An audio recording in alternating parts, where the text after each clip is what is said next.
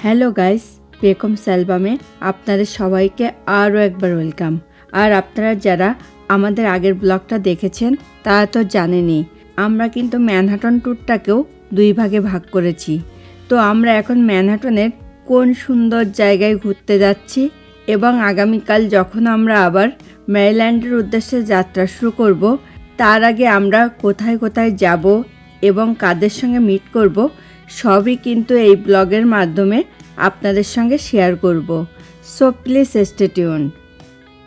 Times স্কোয়ারের tour শেষ করে আমরা কিন্তু চলে এসেছি ম্যানহাটনের ভেতরে আরও একটা খুব সুন্দর জায়গায়।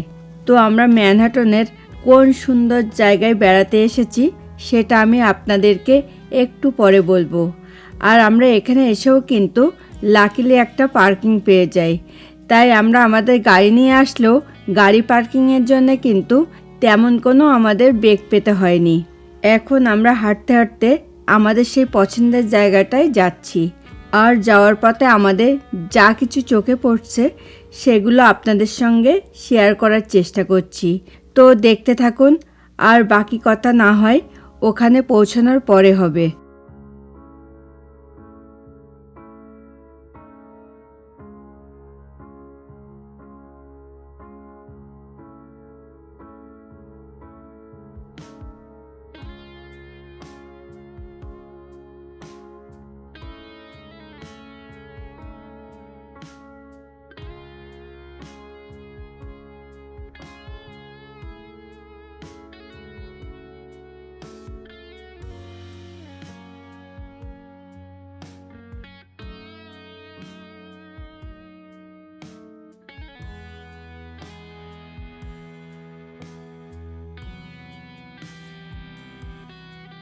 আমরা কিন্তু আমাদের পছন্দের জায়গাটাতে চলে এসেছি। এবার আপনাদেরকে বলি আমরা কোথায় বেড়াতে এসেছি। আমরা এসেছি একটা পার্কে, আর এই পার্কটার নাম হলো লিটল আইল্যান্ড পার্ক এবং এই পার্কটা কিন্তু হাডসন রিভারের উপরে অবস্থিত। আর এই পার্কটা সম্পর্কে যারা জানেন তারা তো জানেনই, এখানে কিন্তু কোনো এন্ট্রি ফি নেই। আর এই লিটল আইল্যান্ড পার্কটার মেন আকর্ষণ হলো কিন্তু হাডসন রিভারের ভিউ এবং ম্যানহাটন স্কাইলাইন ভিউ। তাই এখানে কিন্তু অনেক ট্যুরিস্টও আসেন এই প্রাকৃতিক সৌন্দর্য উপভোগ করার জন্যে। দেখুন, পেখম এতটাই টায়ার্ড ছিল যে ও ঘুমিয়ে পড়েছে। আমরা যখন আগে নিউ ইয়র্ক সিটিতে থাকতাম তখন কিন্তু এই পার্কটা ছিল না। এই পার্কটার বানানোর কাজ শুরু হয় 18 সালে। তখন আমরা অলরেডি কিন্তু এখান থেকে মুভ হয়ে ম্যারিল্যান্ডে চলে গেছি। আর পাবলিকের জন্য এই পার্কটা ওপেন করা হয় 21 সালের 21শে মে।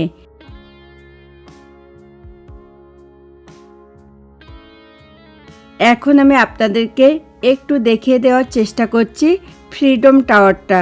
দেখুন, ওই দূরে ফ্রিডম টাওয়ারটা দেখা যাচ্ছে, যেখানটাতে আগে টুইন টাওয়ারটা ছিল। জানি না আপনারা ভিডিওতে কতটা ভালো দেখতে পেলেন। আমি তো আপনাদেরকে একটু আগে বললাম যে আমরা ম্যারিল্যান্ডে মুভ হওয়ার পরেই কিন্তু এই পার্কটা তৈরি হয়েছে। তাহলে আমরা এই লিটল আইল্যান্ড পার্কটা সম্পর্কে কিভাবে জানতে পারি? আমরা আমাদের কিছু ফ্রেন্ডস অ্যান্ড ফ্যামিলির মুখে প্রথম এই পার্কটা সম্পর্কে জানতে পারি। তারপরে আমরা যখন নিউ ইয়র্ক সিটিতে বেড়াতে এসেছিলাম তখন এই পার্কটাতে ভিজিট করেছিলাম। আর সেখান থেকে কিন্তু এই পার্কটার প্রাকৃতিক সৌন্দর্য আমাদের মুগ্ধ করেছিল। তাই আমরা পরবর্তীতে যতবারই নিউ ইয়র্ক সিটিতে এসেছি ততবারই কিন্তু চেষ্টা করেছি এই পার্কটাতে অন্তত একবার ভিজিট করার। এখন আমরা চেষ্টা করছি আপনাদেরকে এই পার্কটার ওভারঅল ভিউটা একটু দেখিয়ে দেওয়ার। বিপ্লব যেহেতু ভিডিওটা করছিল তাই অ্যাজ ইউজুয়াল ওকে কিন্তু আপনারা একটু কমই দেখতে পাবেন। আর এই পার্কটাতে আসলে মনে হয় অনেকটা সময় কাটায়। তবে আজকে আমরা কিন্তু এখানে খুব বেশি সময় কাটাবো না, কেননা আগামীকাল আমরা আবার ম্যারিল্যান্ডের উদ্দেশ্যে রওনা হব। আর তাছাড়া পেখমও কিন্তু বেশ টায়ার্ড, তাই আমরা যত তাড়াতাড়ি পারি এখান থেকে চলে যাব। এখন আমরা পার্কের ভেতরে প্রবেশ করছি। আর এই পার্কটাতে এলে কিন্তু চোখে পড়বে কেউ বসে ছবি আঁকছে, কেউ বই পড়ছে, কেউ গিটার বাজাচ্ছে, কেউ আবার গানও গাইছে। এবার আপনাদেরকে একটু বলে রাখি, অলিভ দ্বারা আমাদেরকে রিকোয়েস্ট করেছিল যে নিউ ইয়র্ক ছেড়ে যাওয়ার আগে যেন তাদের বাড়িতে আমরা আরেকবার যাই। তারা আমাদেরকে এতটা যত্ন করেছিল যে আমরা তাদের রিকোয়েস্টটা ফেলতে পারিনি। তাই আমরা আগামীকাল প্রথমে যাব অলিভদার বাড়িতে, তারপরে আমরা জ্যাকসন হাইটসে যাব কিছু গ্রোসারি করার জন্যে। কথা বলতে বলতে আমরা কিন্তু পার্কের ভেতরে চলে এসেছি। দেখুন এখানে কিন্তু বসার ব্যবস্থা করা আছে এবং বিভিন্ন ধরনের স্টোরও কিন্তু এখানে আছে, যেমন কফি শপ, আইসক্রিম শপ এবং বিভিন্ন ধরনের স্যান্ডউইচের স্টোর। তাই এখানটাতে আসলে পরে কিন্তু মোরাললেস সবাই কেউ কফি বা পছন্দের খাবার নিয়ে বসে পড়ে। এখন আমরা আস্তে আস্তে পার্কের উপরের দিকে উঠব। আর এই পার্কটাতে এলে মনটা যদি খারাপও থাকে সেটা কিন্তু একদম ভালো হয়ে যায়, কেননা এটা চোখ জোড়ানো প্রাকৃতিক সৌন্দর্য মন ভালো করার মেডিসিন হিসেবে কাজ করে। এমন সুন্দর পার্কে বেড়াতে এলে ফটো তো তুলতেই হবে। এবং এই পার্কটাতে পেখমও প্রথমবার আমাদের সঙ্গে বেড়াতে এলো, তাই সমস্ত স্মৃতি ধরে রাখার জন্যে ফটো সেশন তো মাস্ট করতেই হবে। পেখমের সঙ্গে সঙ্গে আমরাও কিন্তু বেশ টায়ার্ড, তাই পেখমের ড্যাডিকে বললাম আমি ভিডিওটা করছি, তুমি পেখমকে নিয়ে যাও। তো পেখমের ড্যাডি পেখমকে নিয়ে উপরের দিকে যাচ্ছে আর আমি চেষ্টা করছি সব কিছু আপনাদের সঙ্গে শেয়ার করার।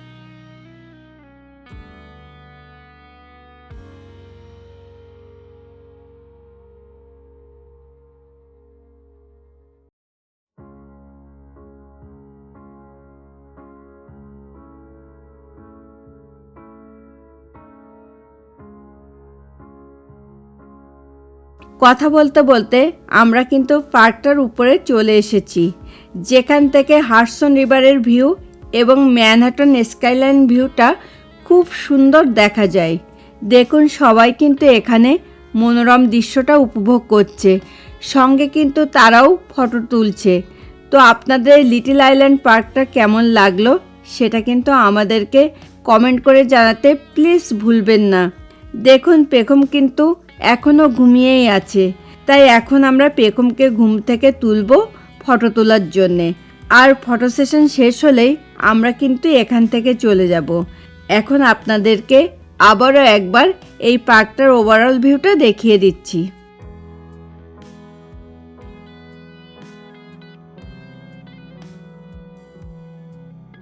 আজকে আমরা মেরিল্যান্ডে ফিরে যাব, তাই আমরা প্রথমে এসেছি অলিভদার বাড়িতে।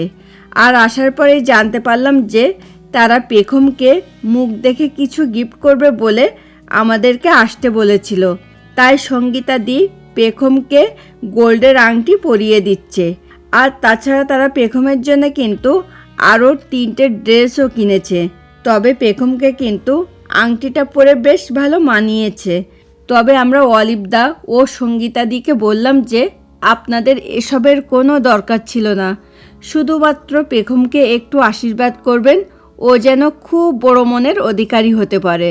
তখন ওনারা বললেন যে পেখম তো শুধু আপনাদের মেয়ে নয়, ও আমাদেরও মেয়ে, তাই আমাদের মেয়েকে আমরা আশীর্বাদ স্বরূপ এটা দিচ্ছি।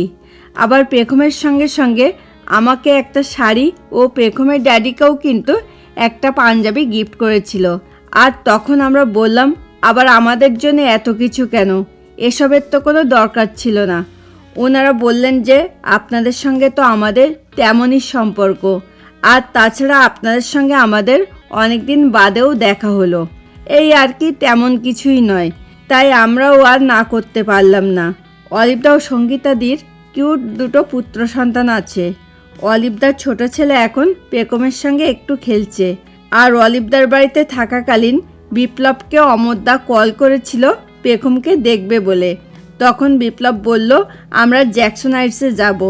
তাই অমরদাও পেখমকে দেখার জন্য কিন্তু জ্যাকসন হাইটসে আসছে।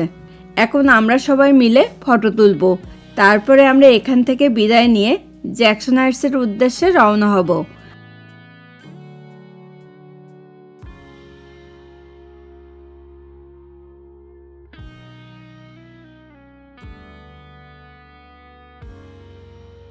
আমরা কিন্তু জ্যাকসন হাইটসে চলে এসেছি। আর পেখম কিন্তু অলরেডি ওর অমর আঙ্কেলের কোলে পোজ দিয়ে ফটো তুলছে। আর পেখমকে মুখ দেখে আশীর্বাদ স্বরূপ অমরদা $300 আমার হাতে দিয়ে বলেছিলেন যে পেখমকে আমি যেন কিছু একটা কিনে দেই। আর আমি নিশ্চয় পেখমকে কিছু একটা কিনে দেব। দেখুন পেখম কি সুন্দর চুপচাপ বসে আছে। আর অমরদা আমাদেরকে লাঞ্চ করানোর জন্যে নিয়ে এলেন সাগর চাইনিজ রেস্টুরেন্টে। এখন আমি আপনাদের সঙ্গে শেয়ার করছি আমাদের লাঞ্চের মেনুতে কি কি ছিল। ছিল সাগরের special Thai chicken soup, chicken lollipop, chicken wonton, shrimp fried rice, plain rice, broccoli chicken ও অরেঞ্জ চিকেন। বিপ্লব ভিডিওটা করছিল এবং আমাকে বলল যে তুমি আগে খেয়ে নাও, আমি পেখমকে সামলাচ্ছি।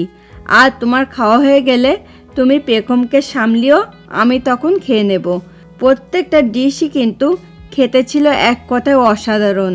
আর তাছাড়া এই সাগর চাইনিজ রেস্টুরেন্টটাও কিন্তু আমাদের খুব পছন্দের একটা রেস্টুরেন্ট। খাওয়া দাওয়া শেষ করে আমরা অমরদার কাছ থেকে বিদায় নিয়ে এখান থেকে বেরিয়ে একটু গ্রোসারি করব। তারপরে আমরা মেরিল্যান্ডের উদ্দেশ্যে রওনা হব।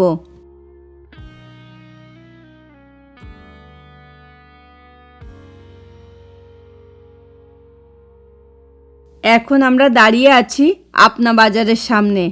আর এটা একটা ইন্ডিয়ান গ্রোসারি স্টোর। আমরা লাল শাক, বিগ সাইজের পটল, মাছ এগুলো কিনবো বলে হাঁটতে হাঁটতে খামারবাড়ি গ্রোসারি স্টোরের দিকে যাচ্ছি। আর চেষ্টা করছি আপনাদেরকে সব কিছু একটু দেখিয়ে দেওয়ার। তো আজকে আমাদের এই ব্লগটা আপনাদের কেমন লাগলো সেটা কিন্তু আমাদেরকে কমেন্ট করে জানাতে প্লিজ ভুলবেন না।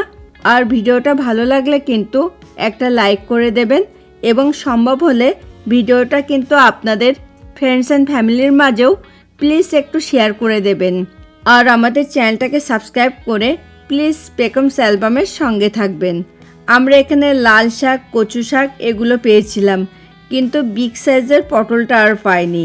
তবে খোঁজ নিয়ে জানতে পারলাম যে বিগ সাইজের পটলটা নাকি মাঝে মধ্যে পাওয়া যায়।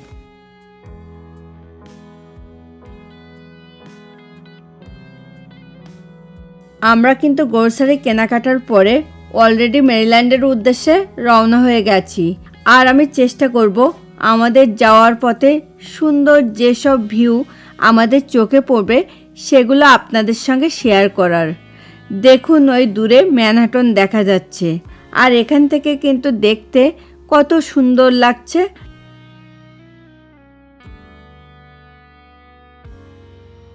এখন আমরা কস্কিউস্কো ব্রিজের উপর দিয়ে যাচ্ছি। আর এই ব্রিজটা কিন্তু রাতের বেলায় দেখতে অনেক বেশি সুন্দর লাগে। এই ব্রিজ এবং ব্রিজের চারপাশের ভিউটা আমাদের খুব পছন্দের, তাই ভাবলাম আপনাদের সঙ্গে একটু শেয়ার করি। তো দেখতে থাকুন।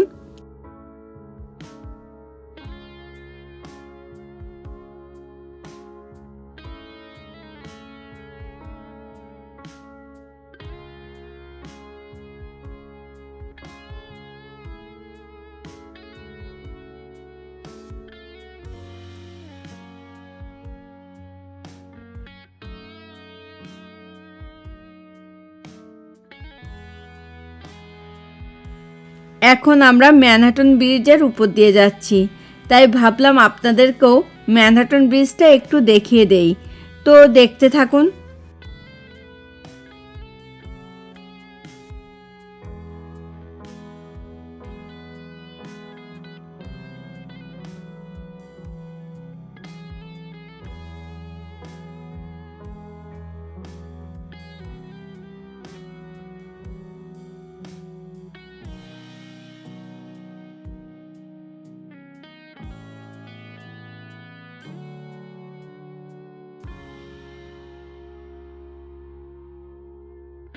ম্যানহাটন ব্রিজ থেকে নেমেই পড়বে কিন্তু চায়না টাউন।